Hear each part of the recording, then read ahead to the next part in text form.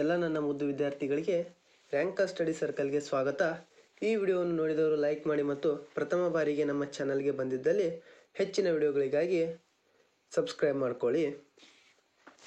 ನಾವು ಇವತ್ತು 10ನೇ ತರಗತಿಯಲ್ಲಿ ಬರ್ತಕ್ಕಂಥ ಸಮಾಜ ವಿಜ್ಞಾನ ವಿಷಯದಿಂದ ಇತಿಹಾಸದಲ್ಲಿ ಬರ್ತಕ್ಕಂಥ ಪಾಠ 3 ಭಾರತದಲ್ಲಿ ಬ್ರಿಟಿಷ್ ಆಳ್ವಿಕೆಯ ಪರಿಣಾಮಗಳನ್ನು ನಾವು ಇವತ್ತು ನೋಡ್ಕೊಳ್ಳೋಣ. ಈ ಬ್ರಿಟಿಷ್ ಆಳ್ವಿಕೆಯ ಪರಿಣಾಮದಲ್ಲಿ ಕಂಪಲ್ಸರಿಯಾಗಿ 4 ಮಾರ್ಕ್ಸ್ನ ಒಂದು ಕ್ವಶನ್ ಬರುವಂಥ ಚಾನ್ಸಸ್ ಜಾಸ್ತಿ ಐತಿ ಮತ್ತು ಇದು ವೆರಿ ಇಂಪಾರ್ಟೆಂಟ್ ಚಾಪ್ಟರ್ ಐತಿ. ಇಲ್ಲಿ ಬರ್ತಕ್ಕಂಥ ಒಂದು ಅಂಕದ, 2 ಅಂಕದ, 3 ಅಂಕದ ಮತ್ತು 4 ಅಂಕದ ಪ್ರಶ್ನೆ ಉತ್ತರಗಳನ್ನು ನಾವಿವತ್ತು ನೋಡ್ಕೊಳ್ಳೋಣ. ಫಸ್ಟ್ ಆಫ್ ಆಲ್ ನಾವು 1 ಅಂಕದ ಪ್ರಶ್ನೆಗಳನ್ನು ನೋಡ್ಕೊಳ್ಳೋಣ. 1 ಅಂಕದ ಪ್ರಶ್ನೆಗಳಲ್ಲಿ ಪ್ರಥಮ ಪ್ರಶ್ನೆ, ಖಾಯಂ ಜವಾಬ್ದಾರಿ ಪದ್ಧತಿಯನ್ನು ಜಾರಿಗೆ ತಂದವರು ಯಾರು ಅಂತಂದ್ರೆ ಉತ್ತರ ಲಾರ್ಡ್ ಕಾರ್ನ್ವಾಲಿಸ್ ಅಂತ ಆಗುತ್ತೆ. ಎರಡನೇ ಪ್ರಶ್ನೆ, ನಾಗರಿಕ ಸೇವಾ ವ್ಯವಸ್ಥೆಯನ್ನು ಯಾರು ಜಾರಿಗೆ ತಂದರೋ ಅದು ಯಾರಂದ್ರೆ ಅದನ್ನು ಕೂಡ ಲಾರ್ಡ್ ಕಾರ್ನ್ವಾಲಿಸ್ ಅವರು ತರ್ತಾರೆ. ಮೂರನೇ ಪ್ರಶ್ನೆ, 1800ರಲ್ಲಿ ಬ್ರಿಟಿಷರು ಯಾವ ಉದ್ದೇಶಕ್ಕಾಗಿ ಕೋಲ್ಕತ್ತಾದಲ್ಲಿ ಫೋರ್ಟ್ ವಿಲಿಯಂ ಕಾಲೇಜನ್ನು ಸ್ಥಾಪನೆ ಮಾಡ್ತಾರೆ? ಯಾಕಂತಂದ್ರೆ ನಾಗರಿಕ ಸೇವೆಗೆ ಬಯಸುವವರಿಗೆ ಶಿಕ್ಷಣವನ್ನು ನೀಡಲು ಏನು ಮಾಡ್ತಾರೆ? ಕಾಲೇಜನ್ನು ಸ್ಥಾಪನೆ ಮಾಡ್ತಾರೆ. 4ನೇ ಪ್ರಶ್ನೆ ಯಾವುದಂದರೆ, ಹಿಂದೂಸ್ತಾನದಲ್ಲಿರುವಂತಹ ಪ್ರತಿಯೊಬ್ಬ ಮೂಲ ನಿವಾಸಿಯು ಭ್ರಷ್ಟ ಎಂದು ಬ್ರಿಟಿಷರು ಯಾವ ಗವರ್ನರ್ ಜನರಲ್ ಅವರು ಪ್ರತಿಪಾದಿಸ್ತಾರೆ ಅಂದರೆ ಅದು ಲಾರ್ಡ್ ಕಾರ್ನ್ವಾಲಿಸ್ ಅವರು.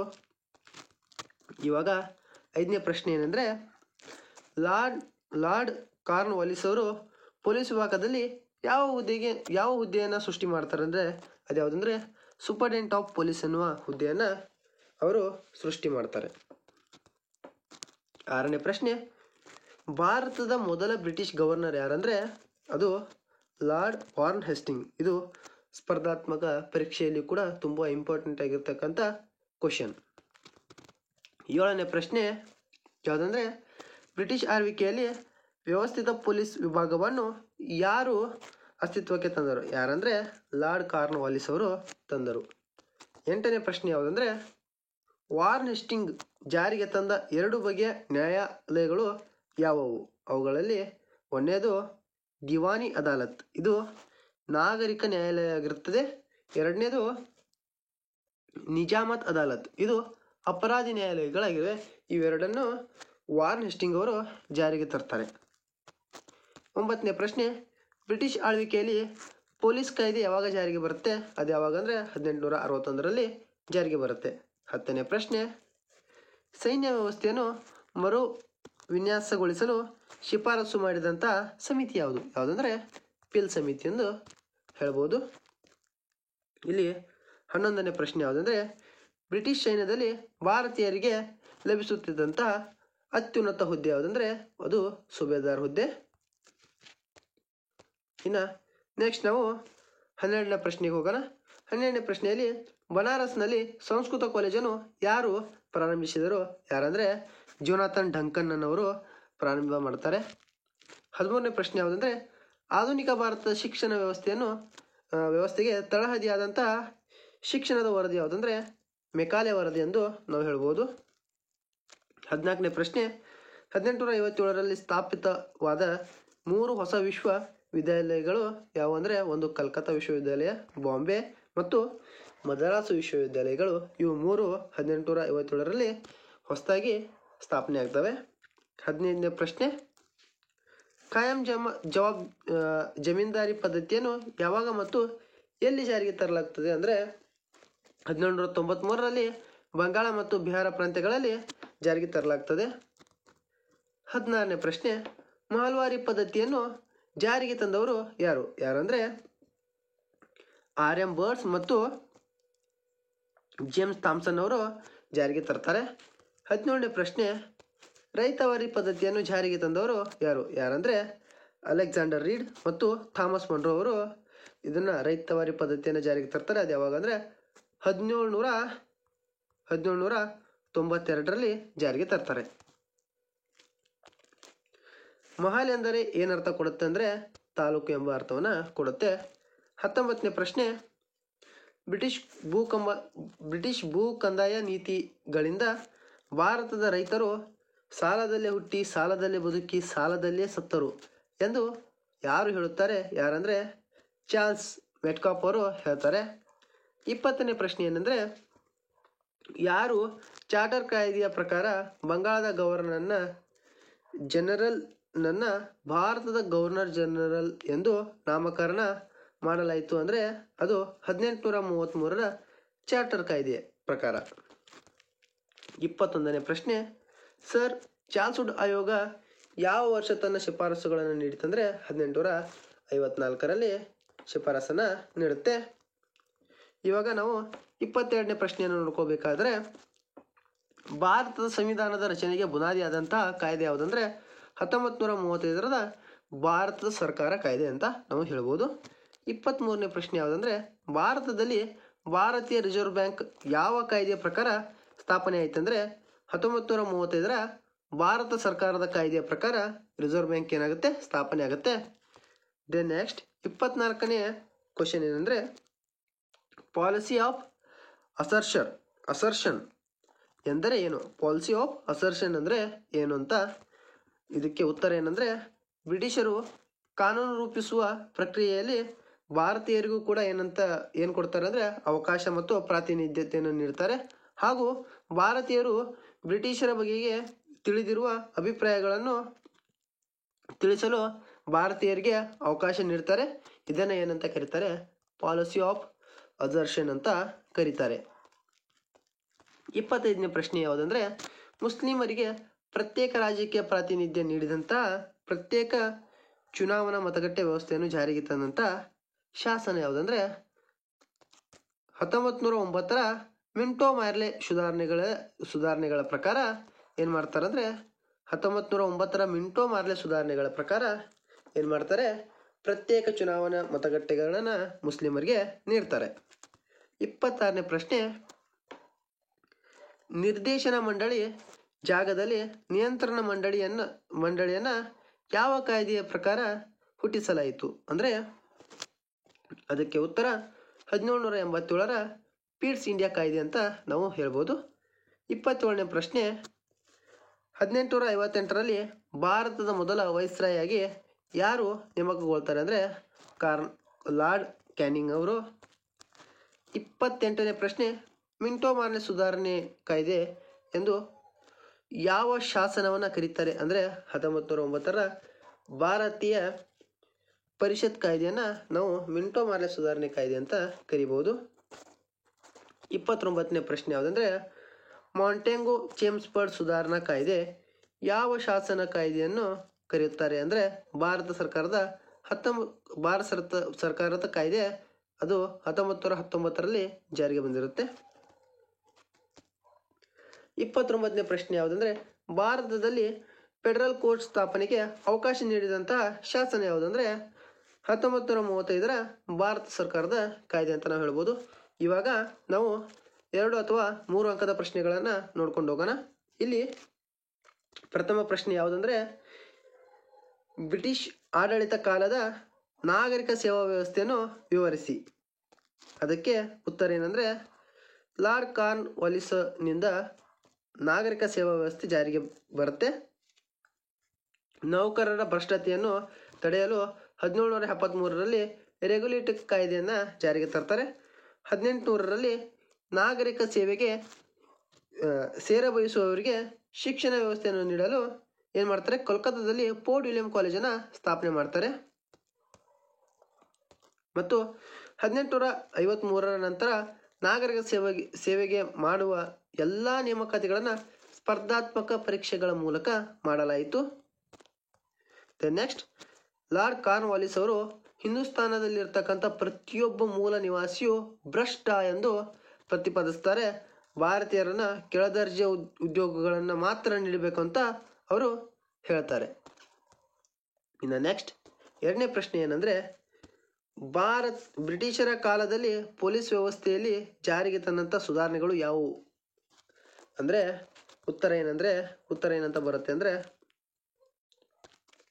ಆಂತರಿಕ ಶಾಂತಿ ಸುವ್ಯವಸ್ಥೆಯನ್ನು ಕಾಪಾಡಲು ಲಾರ್ಡ್ ಕಾರ್ನ್ವಾಲಿಸ್ರವರು ಮೊದಲ ಬಾರಿಗೆ ವ್ಯವಸ್ಥಿತವಾದಂಥ ಪೊಲೀಸ್ ವಿಭಾಗವನ್ನು ಜಾರಿಗೆ ತರ್ತಾರೆ. ಅದರಲ್ಲಿ ಸೂಪರಿಂಟೆಂಡೆಂಟ್ ಆಫ್ ಪೊಲೀಸ್ ಎಂಬ ಹೊಸ ಹುದ್ದೆಯನ್ನು ಸೃಷ್ಟಿ ಮಾಡ್ತಾರೆ.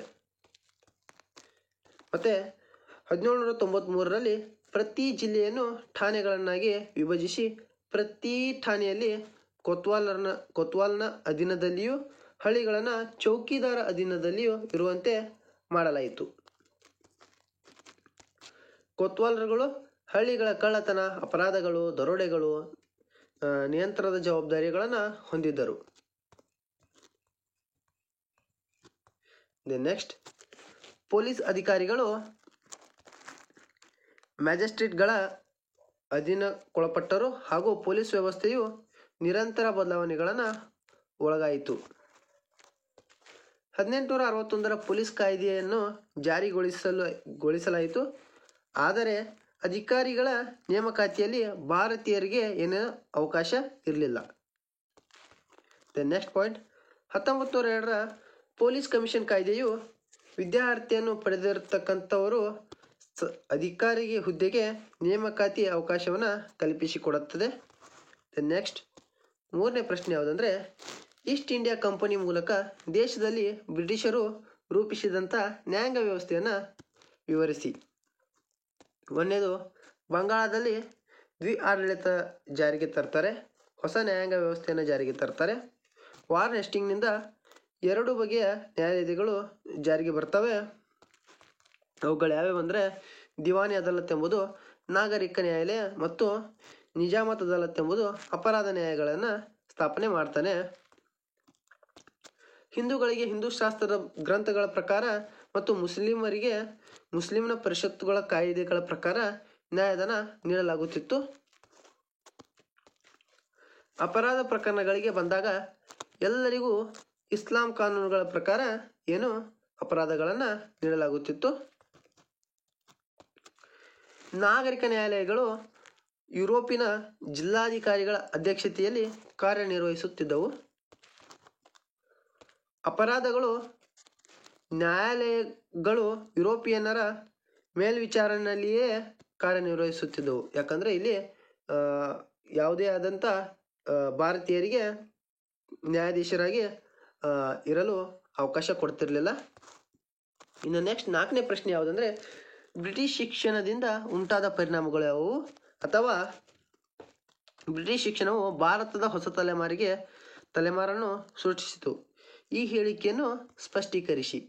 2 ಪ್ರಶ್ನೆಗಳಿಗೆ ಒಂದೇ ಉತ್ತರ ಬರುತ್ತೆ. ಅದೇನೆಂದರೆ, ಭಾರತೀಯರು ಆಧುನಿಕತೆ, ಜಾತ್ಯತೀತತೆ, ಪ್ರಜಾಪ್ರಭುತ್ವ, ವೈಜ್ಞಾನಿಕ ಆಲೋಚನಾ ಕ್ರಮದ ಜೊತೆಗೆ ರಾಷ್ಟ್ರೀಯವಾದಿ ದೃಷ್ಟಿಕೋನಗಳನ್ನು ಬೆಳೆಸಿಕೊಂಡರು. 1ನೇ ಪಾಯಿಂಟ್ ಇದಾಗುತ್ತೆ. ಮತ್ತು 2ನೇ ಪಾಯಿಂಟ್ ಏನಂದರೆ, ಸ್ಥಳೀಯ ಭಾಷೆ ಸಾಹಿತ್ಯ ರಚನೆಗೆ ಪ್ರೋತ್ಸಾಹ ದೊರೆಯಿತು ಹಾಗೂ ವಿದ್ಯಾವಂತ ವರ್ಗದ ಆಲೋಚನಾ ಕ್ರಮದಲ್ಲಿಯೂ ಬೆಳವಣಿಗೆ ಏಕತೆ ಬೆಳೆಯಿತು. ಮತ್ತು 3ನೇ ಪಾಯಿಂಟ್ ಏನಂದರೆ, ವೃತ್ತಪತ್ರಿಕೆಗಳು ಬೆಳೆಯತೊಡಗಿದವು ಹಾಗೂ ಅವು ಸರ್ಕಾರದ ನೀತಿಗಳನ್ನು ವಿಮರ್ಶಿಸುವ ಮೂಲಕ ಭಾರತೀಯರನ್ನು ಬ್ರಿಟಿಷ್ ಸರ್ಕಾರದ ಬಗ್ಗೆ ವಿಮರ್ಶಾತ್ಮಕ ಅಭಿಪ್ರಾಯ ಬೆಳೆಸಿದವು. ಮತ್ತು 4ನೇ ಪಾಯಿಂಟ್ ಯಾವುದಂದರೆ, ಹೊಸ ಸಾಮಾಜಿಕ ಮತ್ತು ಧಾರ್ಮಿಕ ಚಳವಳಿಗಳು ಹುಟ್ಟಿಕೊಂಡವು.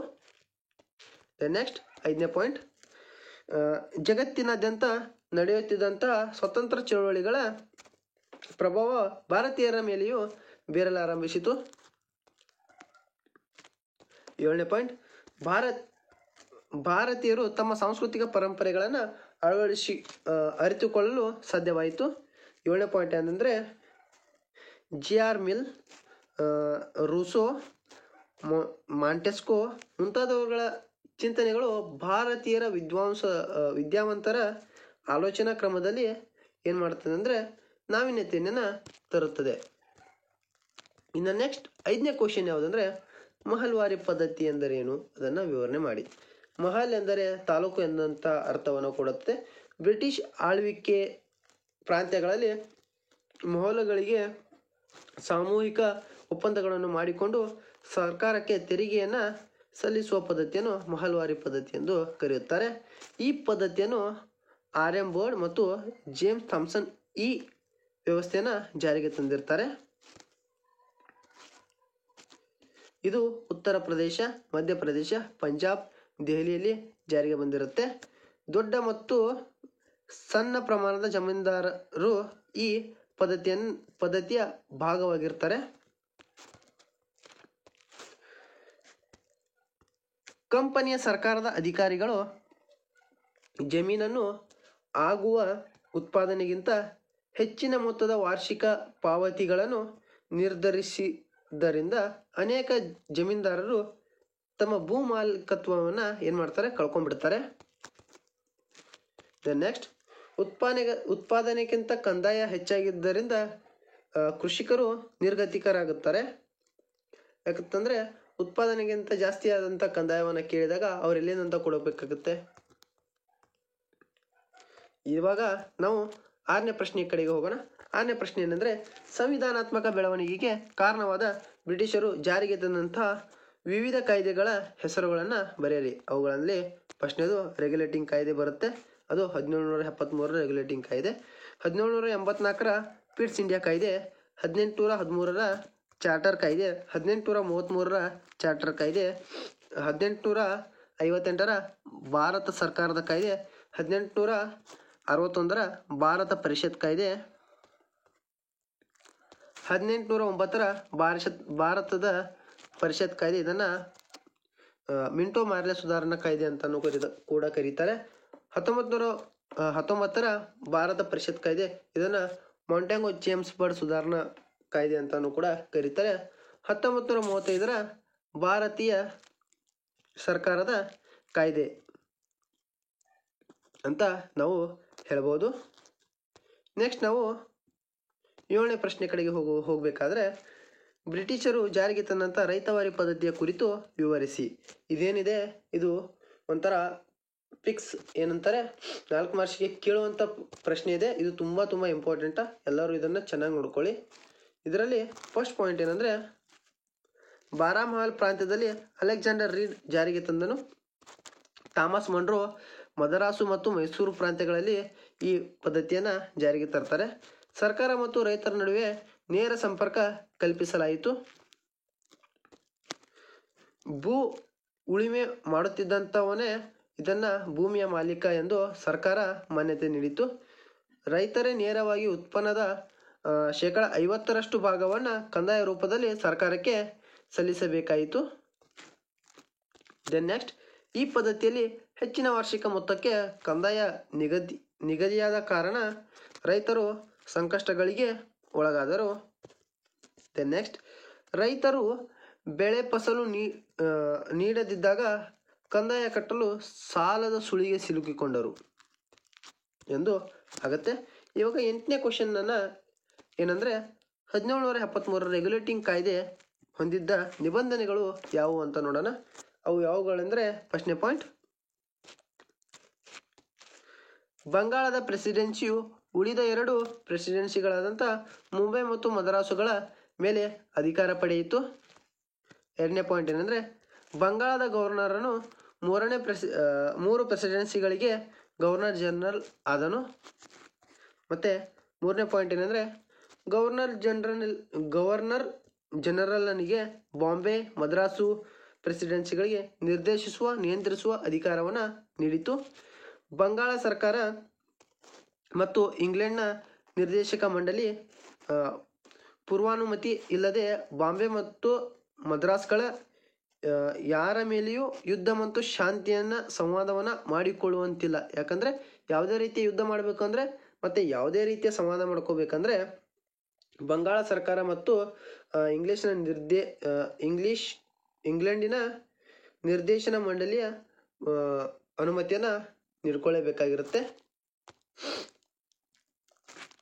ಕಲ್ಕತ್ತಾದಲ್ಲಿ ಸುಪ್ರೀಂ ಕೋರ್ಟನ್ನು ಸ್ಥಾಪನೆ ಮಾಡ್ತಾರೆ. ಲಾರ್ಡ್ ಕಾರ್ನ್ ಹೇಸ್ಟಿಂಗ್ ಅವರು ಬಂಗಾಳದ ಮೊದಲ ಗವರ್ನರ್ ಜನರಲ್ ಆಗಿ ಹುದ್ದೆಯನ್ನು ಪಡಿತಾರೆ. ನೆಕ್ಸ್ಟ್, ಇದು ಬ್ರಿಟಿಷ್ ಆಡಳಿತ ವ್ಯವಸ್ಥೆಯಲ್ಲಿ ಇಂಗ್ಲೆಂಡಿನ ಸರ್ಕಾರದ ಅಧೀನಕ್ಕೆ ತರುವ ಪ್ರಯತ್ನದ ನಿರ್ಣಯವಾಗಿತ್ತು. ಈ ಕಾಯ್ದೆ ಏನಿದೆ ಡೈರೆಕ್ಟಾಗಿ ಇಂಗ್ಲೆಂಡ್ನ ಸರ್ಕಾರ ಏನಿರುತ್ತೆ ಅದರ ಅಧೀನಕ್ಕೆ ತರುವಂಥ ಪ್ರಯತ್ನ ಇದಾಗಿರುತ್ತೆ. 9ನೇ ಪ್ರಶ್ನೆ ಏನೆಂದರೆ 1784ರ ಪೀಟ್ಸ್ ಇಂಡಿಯಾ ಕಾಯ್ದೆಯ ಮುಖ್ಯಾಂಶಗಳು ಯಾವುವು ಅಂತ ನೋಡ್ಕೊಳ್ಳೋಣ. ಪ್ರಶ್ನೆಯದಾಗಿ ನಿಯಂತ್ರಣ ಮಂಡಳಿ ಎನ್ನುವ 6 ಜನ ಕಮಿಷನರ್ಗಳನ್ನು ಒಳಗೊಂಡಿರ್ತಕ್ಕಂಥ ಹೊಸ ಸಂಸ್ಥೆಯನ್ನು ಹುಟ್ಟು ಹಾಕಲಾಯಿತು.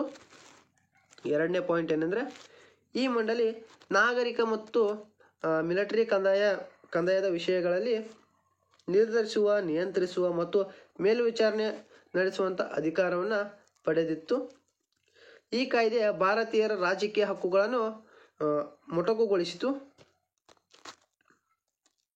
ಈ ಕಾಯ್ದೆಯು ಭಾರತದಲ್ಲಿದ್ದಂಥ ಕಂಪನಿಯ ಅಧೀನ ಪ್ರದೇಶಗಳು ಇಂಗ್ಲೆಂಡ್ ಸರ್ಕಾರವೇ ಅಂತಿಮ ಸಾರ್ವಭೌಮವನ್ನು ಪಡೆಯಿತು. ಇಲ್ಲಿ ಏನು ಮಾಡ್ತಾರೆ ಅಂದರೆ ಈಸ್ಟ್ ಇಂಡಿಯಾ ಕಂಪನಿಯನ್ನು ತೆಗೆದುಬಿಟ್ಟು ಡೈರೆಕ್ಟಾಗಿ ಇಂಗ್ಲೆಂಡ್ ಸರ್ಕಾರವೇ ಸಾರ್ವಭೌಮತೆಯನ್ನು ಅಂದ್ರೆ ಇಂಗ್ಲೆಂಡ್ ಸರ್ಕಾರನೇ ಇಂಡಿಯಾವನ್ನು ಆಳ್ತಾ ಇದೆ ಅಂತ ಹೇಳಲಾಗುತ್ತದೆ. ದೆನ್ ನೆಕ್ಸ್ಟ್ ಮಿಂಟೋ ಮಾರ್ಲೆ ಸುಧಾರಣೆಗಳು ಯಾವುವು ಅಂತ ನೋಡ್ಕೊಳ್ಳೋಣ. ಮಿಂಟೋ ಮಾರ್ಲೆ ಸುಧಾರಣೆ 1909ರಲ್ಲಿ ಜಾರಿಗೆ ಬರುತ್ತೆ. ಕೇಂದ್ರ ಶಾಸನ ಸಭೆಗೆ ಸದಸ್ಯರ ಸಂಖ್ಯೆಯನ್ನು 16ರಿಂದ 60ಕ್ಕೆ ಹೆಚ್ಚಿಸಲಾಯಿತು. ಪ್ರಾಂತ್ಯಗಳಲ್ಲಿಯೂ ಶಾಸನ ಸಭೆಗಳ ಸದಸ್ಯರ ಸ್ಥಾನಗಳನ್ನು ಹೆಚ್ಚಿಸಲಾಯಿತು. ಮೊದಲ ಬಾರಿಗೆ ಚುನಾವಣೆ ಮೂಲಕ ಶಾಸನ ಸಭೆಗೆ ಆಯ್ಕೆಯಾಗಲು ಅವಕಾಶವನ್ನು ನೀಡಿತು. ಮುಸ್ಲಿಮರಿಗೆ ಪ್ರತ್ಯೇಕ ರಾಜಕೀಯ ಪ್ರಾತಿನಿಧ್ಯತೆ ನೀಡುವ ಪ್ರತ್ಯೇಕ ಚುನಾವಣಾ ಮತಗಟ್ಟೆ ವ್ಯವಸ್ಥೆಯನ್ನು ಜಾರಿಗೆ ತರಲಾಯಿತು. ದೆನ್ ನೆಕ್ಸ್ಟ್ 11ನೇ ಪ್ರಶ್ನೆ ಬ್ರಿಟಿಷರು ಕಂದಾಯ ನೀತಿಗಳಿಂದ ಪರಿಣಾಮಗಳು ಯಾವ್ಯಾವು ಅಂದರೆ ರೈತರನ್ನು ಶೋಷಿಸುವ ಹೊಸ ಜಮೀನ್ದಾರಿ ಸಮುದಾಯ ಸೃಷ್ಟಿಯಾಯಿತು. ಇದು 4 ಮಾರ್ಕ್ಸಿಗೆ ಬೀಳುತ್ತೆ. ಈ ಕ್ವಶನನ್ನು ಚೆನ್ನಾಗಿ ನೋಡ್ಕೊಳ್ಳಿ. ಜಮೀನ್ದಾರರು ಶೋಷಣೆಗೆ ಒಳಗಾದ ರೈತರು ಅನೇಕ ಸಂಕಷ್ಟಗಳಿಗೆ ಒಳಗಾದರು, ನಂತರ ನಿರ್ಗತಿಕರಾದರು. 3ನೇ ಪಾಯಿಂಟ್ ಏನೆಂದರೆ ಭೂಮಿ ಮಾರಾಟದ ವಸ್ತುವಾಯಿತು ಹಾಗೂ ಭೂಮಿಯನ್ನು ಪರಭಾರೆ ಮಾಡಿ ಹಣವನ್ನು ಸಾಲವಾಗಿ ಪಡೆಯಬಹುದಾಗಿತ್ತು. ಅನೇಕ ಜಮೀನ್ದಾರರು ಕೂಡ ಕಂದಾಯವನ್ನು ಸಲ್ಲಿಸಲು ಸಲುವಾಗಿ ಜಮೀನುಗಳನ್ನು ಪರಭಾರೆ ಮಾಡಿದರು ಮತ್ತು ಸಾಲ ಪಡ್ಕೊಂಡು ಆ ಕಂದಾಯವನ್ನು ಮುಟ್ಟಿಸಿದರು. ನೆಕ್ಸ್ಟ್ ಕೃಷಿ ಕ್ಷೇತ್ರ ವಾಣಿಜ್ಯೀಕರಣಗೊಂಡು ಇಂಗ್ಲೆಂಡಿನಲ್ಲಾದಂತಹ ಕೈಗಾರೀಕರಣದಿಂದ ಅನೇಕ ಕೈಗಾರಿಕೆಗಳು ಬೇಡಿದ ಕಚ್ಚಾ ವಸ್ತುಗಳನ್ನು ಬೆಳೆಯಬೇಕಾಯಿತು. ಇವ್ರು ಯಾವ ಇಷ್ಟಪಡ್ತಾರೋ ಆ ಬೆಳೆಗಳನ್ನು ಬೆಳೆಯುವಂತಿಲ್ಲ. ಇಂಗ್ಲೆಂಡ್ ಅವರು ಯಾವ ಕಚ್ಚಾ ವಸ್ತುಗಳನ್ನು ಕಾರ್ಖಾನೆಗೆ ಬೇಕಾಗ್ತಕ್ಕಂಥ ವಸ್ತುಗಳನ್ನು ಯಾವ್ದು ಹೇಳ್ತಾರಲ್ಲ ಅವಷ್ಟೇ ಬೆಳಿಬೇಕು ಅಂತ ಇಲ್ಲಿ ಅವರು ಹೇಳ್ತಾರೆ. ಹಣದ ಲೇವಾದೇವಿಗಾರರು ಬಲಿಷ್ಠರಾಗತೊಡಗಿದರು. ಯಾರು ಜಾಸ್ತಿ ಹಣವನ್ನು ಹೊಂದಿರ್ತಾರೆ, ಯಾರು ಜಾಸ್ತಿ ಹಣವನ್ನು ಬೇಕಂತಾರಲ್ಲ ಅವರೆಲ್ಲ ಬಲಿಷ್ಠರಾಗಕ್ಕೆ ಸ್ಟಾರ್ಟ್ ಮಾಡ್ತಾರೆ. ನೆಕ್ಸ್ಟ್ 12ನೇ ಪ್ರಶ್ನೆ ಯಾವುದಂದರೆ 1833ರ ಚಾರ್ಟರ್ ಕಾಯ್ದೆಯ ಪ್ರಮುಖ ಅಂಶಗಳು ಯಾವುವು ಅಂತ ನೋಡ್ಕೊಳ್ಳೋಣ. ಅದರಲ್ಲಿ ಫಸ್ಟ್ ಅಂಶ ಯಾವುದಂದರೆ ಬಂಗಾಳದ ಗವರ್ನರ್ ಜನರಲ್ನನ್ನು ಭಾರತದ ಗವರ್ನರ್ ಜನರಲ್ನಾಗಿ ನಾಮಕರಣ ಮಾಡಲಾಯಿತು. 2ನೇ ಪಾಯಿಂಟ್ ಯಾವುದಂದರೆ ಭಾರತದ ಎಲ್ಲ ವ್ಯಾಪಾರಿ ಸರಕುಗಳನ್ನು ನಿರ್ದೇಶಿಸುವ, ನಿಯಂತ್ರಿಸುವ ಮತ್ತು ಮೇಲ್ವಿಚಾರಣೆ ನಡೆಸುವ ಅಧಿಕಾರವನ್ನು ಗವರ್ನರ್ ಜನರಲ್ ಆದಂಥವನು ಪಡೆದನು. 3ನೇ ಪಾಯಿಂಟ್ ಯಾವುದಂದರೆ ದೇಶೀಯ ಸಂಸ್ಥಾನಗಳ ಜೊತೆಗೆ ಯುದ್ಧ, ಶಾಂತಿ ಮತ್ತು ರಾಜತಾಂತ್ರಿಕ ಸಂಬಂಧದ ಎಲ್ಲ ವಿಷಯಗಳಲ್ಲಿ ಬಂಗಾಳ ಸರ್ಕಾರ ತೀರ್ಮಾನದ ಹಕ್ಕನ್ನು ಹೊಂದಿತ್ತು. 4ನೇ ಪಾಯಿಂಟ್ ಯಾವುದಂದರೆ ಧರ್ಮ, ಬಣ್ಣ, ಹುಟ್ಟಿನ ಆಧಾರದ ಮೇಲೆ ಯಾವುದೇ ತಾರತಮ್ಯವನ್ನು ಮಾಡುವಂತಿಲ್ಲ ಅಂತ ಸರ್ಕಾರ ಈ ಕಾಯ್ದೆಯ ಪ್ರಕಾರ ಹೇಳ್ತಾರೆ. ಗವರ್ನರ್ನ ಕಾರ್ಯಾಂಗ ಸಭೆಗೆ ನ್ಯಾಯಾಂಗ ಪರಿಣಿತನನ್ನು ಸದಸ್ಯನನ್ನಾಗಿ ನೇಮಕ ಮಾಡಲಾಯಿತು. ಎಲ್ಲ ಬ್ರಿಟಿಷ್ ವ್ಯಾಪಾರಿ ಕಂಪನಿಗಳಿಗೆ ಭಾರತಕ್ಕೆ ಬರಲು ಮುಕ್ತವಾಗಿರತಕ್ಕಂಥ ಪರವಾನಗಿಯನ್ನು ನೀಡ್ತಾರೆ, ಅಂದರೆ ಅವಕಾಶವನ್ನು ನೀಡ್ತಾರೆ. ನೆಕ್ಸ್ಟ್ ಇವಾಗ 13ನೇ ಕ್ವಶನ್ ಕಡೆಗೆ ಹೋಗೋಣ. 1858ರ ಭಾರತ ಸರ್ಕಾರದ ಕಾಯ್ದೆಯ ಪ್ರಮುಖ ಅಂಶಗಳನ್ನು ನಾವು ಯಾವುವು ಅಂತ ಕೇಳಿದ್ದಾರೆ. ಅವುಗಳಲ್ಲಿ ಫಸ್ಟ್ ಪಾಯಿಂಟ್ ಯಾವುದಂದರೆ ವಿಕ್ಟೋರಿಯಾ ರಾಣಿಯು 1858ರಲ್ಲಿ ಒಂದು ಘೋಷಣೆಯನ್ನು ಹೊರಡಿಸ್ತಾಳೆ. ತನ್ನ ಆಡಳಿತದಲ್ಲಿ ಭಾರತದ ಎಲ್ಲ ಕ್ಷೇತ್ರಗಳನ್ನು ಅಭಿವೃದ್ಧಿ ಪಡಿಸಲಾಗುವುದು ಅಂತ ತಿಳಿಸ್ತಾಳೆ. ಆಮೇಲೆ ನೆಕ್ಸ್ಟು, ಈಸ್ಟ್ ಇಂಡಿಯಾ ಕಂಪನಿಯ ಮಾನ್ಯತೆಯನ್ನು ರದ್ದುಗೊಳಿಸಿ ಭಾರತವನ್ನು ಇಂಗ್ಲೆಂಡ್ ರಾಣಿಯ ಆಡಳಿತಕ್ಕೆ ವರ್ಗಾಯಿಸಿಕೊಳ್ಳುತ್ತಾಳೆ. 3ನೇ ಪಾಯಿಂಟ್ ಏನಂದರೆ, ಗವರ್ನರ್ ಜನರಲ್ ಹುದ್ದೆಯ ಪದನಾಮವನ್ನು ಬದಲಿಸಿ ವೈಸ್ರಾಯ್ ಎಂಬ ಹೊಸ ಹೆಸರನ್ನು ಆ ಹುದ್ದೆಗೆ ಕರೀತಾರೆ. ಆ ವೈಸ್ರಾಯ್ ಅಂದರೆ ಲಾರ್ಡ್ ಕ್ಯಾನಿಂಗ್ ಮೊದಲ ವೈಸ್ರಾಯ್ ಆಗಿ ನೇಮಕಗೊಳ್ತಾನೆ. ಇನ್ನು ನೆಕ್ಸ್ಟ್ ಪಾಯಿಂಟ್ ಯಾವುದಂದರೆ, Secretary of State for India ಸ್ಥಾನವನ್ನು ಬ್ರಿಟಿಷ್ ಸರ್ಕಾರ ಸೃಷ್ಟಿಸುತ್ತದೆ. ಇವರು ಭಾರತದ ಆಡಳಿತವನ್ನು ನೋಡಿಕೊಳ್ಳುವ ಜವಾಬ್ದಾರಿಯನ್ನು ಹೊಂದಿರ್ತಾರೆ. ಮತ್ತು ಇವರಿಗೆ ಸಹಾಯ ಮಾಡಲು 15 ಸದಸ್ಯರುಗಳನ್ನು ಒಳಗೊಂಡಿರ್ತಕ್ಕಂಥ ಭಾರತದ ಮಂಡಳಿ ಹೊಂದಿರುತ್ತದೆ. ಅದಕ್ಕೇನಂತಾರೆ, ಕೌನ್ಸಿಲ್ ಆಫ್ ಇಂಡಿಯಾ ಅಂತ ಕರೀತಾರೆ. 14ನೇ ಪ್ರಶ್ನೆ ಯಾವುದಂದರೆ, 1919ರ ಮಾಂಟೆಗೊ ಚೇಮ್ಸ್ಫರ್ಡ್ ಸುಧಾರಣೆಗಳು ಯಾವುವು ಅಂತ ಕೇಳಿದ್ದಾರೆ. ಇವುಗಳಿಗೆ ಉತ್ತರ ಯಾವುದಂದರೆ, ಫಸ್ಟ್ನೇ ಪಾಯಿಂಟ್ ಯಾವುದಂದರೆ, ಕೇಂದ್ರದಲ್ಲಿ ದ್ವಿಸದನ ಶಾಸಕಾಂಗ ರಚನೆಗೆ ಅವಕಾಶ ನೀಡಲಾಯಿತು. ಶಾಸಕಾಂಗ ಸಭೆ ಅಂದರೆ ಕೆಳಮನೆ ಮತ್ತು ರಾಜ್ಯ ಪರಿಷತ್ತು ಅಂದರೆ ಮೇಲ್ಮನೆಗಳನ್ನು ರಚಿಸಲಾಯಿತು. ಪ್ರಾಂತ್ಯಗಳಲ್ಲಿ ದ್ವಿಸರ್ಕಾರ ಪದ್ಧತಿಗೆ ಅವಕಾಶ ನೀಡಲಾಯಿತು. ಭಾರತಕ್ಕೆ ಒಬ್ಬ ಹೈ ಕಮಿಷನರ್ ನೇಮಕ ಮಾಡಲಾಯಿತು. ಸ್ವಯಂ ಆಡಳಿತವುಳ್ಳ ಸ್ಥಳೀಯ ಸಂಸ್ಥೆಗಳನ್ನು ಅಭಿವೃದ್ಧಿಗೆ ಭರವಸೆ ನೀಡಲಾಯಿತು. ಮತ್ತು ನೆಕ್ಸ್ಟ್ ಯಾವುದಂದರೆ, ಕೇಂದ್ರದ ಬಜೆಟ್ನಿಂದ ಪ್ರಾಂತ್ಯಗಳ ಬಜೆಟನ್ನು ಬೇರ್ಪಡಿಸಲಾಯಿತು. ಮತ್ತು ನೆಕ್ಸ್ಟ್, ಪ್ರತ್ಯೇಕ ಚುನಾವಣಾ ಮತಗಟ್ಟೆ ವ್ಯವಸ್ಥೆಯನ್ನು ಮುಸ್ಲಿಂ, ಸಿಖ್ ಮತ್ತು ಆಂಗ್ಲೋ ಭಾರತ ಮತ್ತು ಯುರೋಪಿಯನ್ನರಿಗೆ ವಿಸ್ತರಿಸಲಾಯಿತು. ಮೊದಲು 1909ರ ಕಾಯ್ದೆಯ ಪ್ರಕಾರ ಏನು ಮುಸ್ಲಿಮರಿಗೆ ಮಾತ್ರ ಕೊಟ್ಟಿರ್ತಾರೆ. ಇವಾಗ ಮುಸ್ಲಿಮರು, ಸಿಖ್ಖರು, ಆಂಗ್ಲೋ ಭಾರತ ಮತ್ತು ಯುರೋಪಿಯನ್ನರಿಗೆ ಅದನ್ನು ಕೊಡೋಕ್ಕೆ ಸ್ಟಾರ್ಟ್ ಮಾಡ್ತಾರೆ. ಇವಾಗ ನೆಕ್ಸ್ಟು ನಾವು 15ನೇ ಪ್ರಶ್ನೆ ಕಡೆಗೆ ಹೋಗೋಣ. 1935ರ ಭಾರತ ಸರ್ಕಾರ ಕಾಯ್ದೆಯ ಮುಖ್ಯ ಅಂಶಗಳನ್ನು ನಾವು ನೋಡ್ಕೊಳ್ಳೋಣ.